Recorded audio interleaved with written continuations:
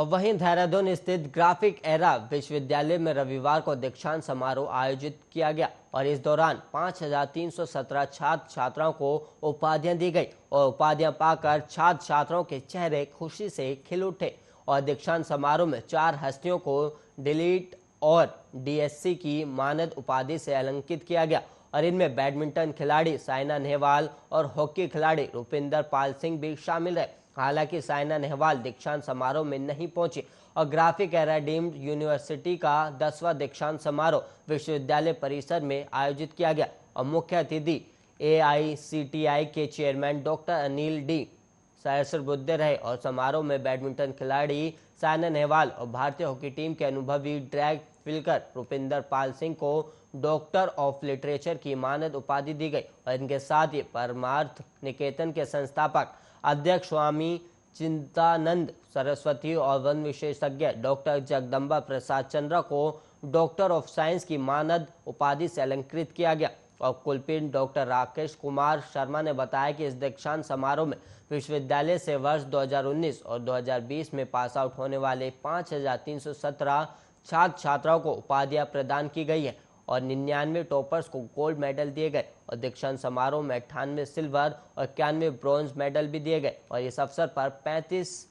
शोधकर्ताओं को engineering, management और अन्य विषयों में शोध कार्य के लिए पीएचडी की उपाधि भी दी गई है।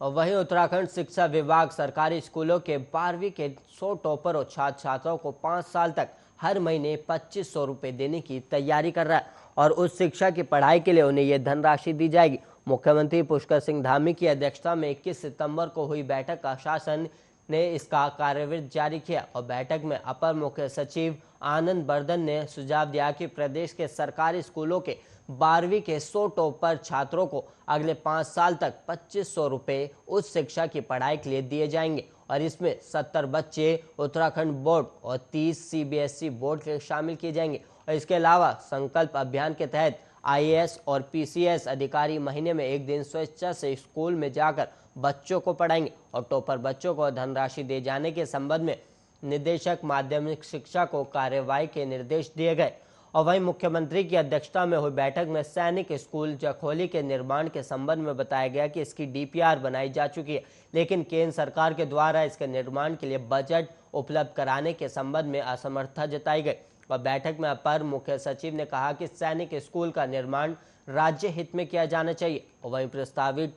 डीपीआर के अनुमोदन और स्वीकृति की कार्यवाही शुरू की जाए और इसके लिए बजट की व्यवस्था राज्य स्तर से की जाए, जबकि बजट के लिए केंद्र सरकार से एक बार फिर अनुरोध किया जाएगा। मुख्यमंत्री की अध्यक्षता में हुई बैठक में सरकारी स्कूलों में घटती छात्र संख्या और बच्चों के लर्निंग लेवल कम होने पर चिंता जताते हुए स्थिति में सुधार के निर्देश दिए गए और बैठक में ये भी कहा गया कि कम छात्र संख्या वाले स्कूलों का एकीकरण किया जाएगा।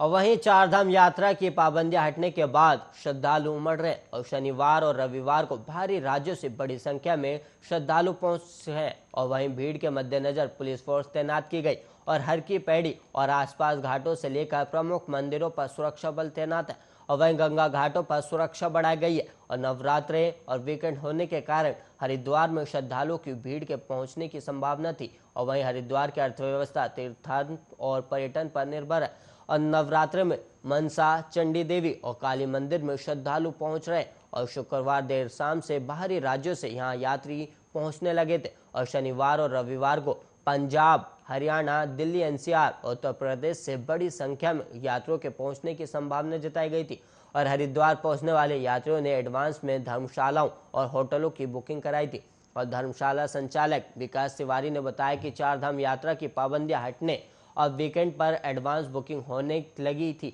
और बाजार भी वीकेंड पर यात्रियों के स्वागत के लिए तैयार है और वहीं अपर रोड, बड़ा बाजार, मोती बाजार में काफी चहल पहल है और बाजार रोशनी से जगमगा रहे और देर रात तक दुकानें खुली रही और सड़कों पर यात्रियों की आवाजाही और हर की पौड़ी और आसपास के घाटों पर हजारों श्रद्धालु पहुंच रहे हैं।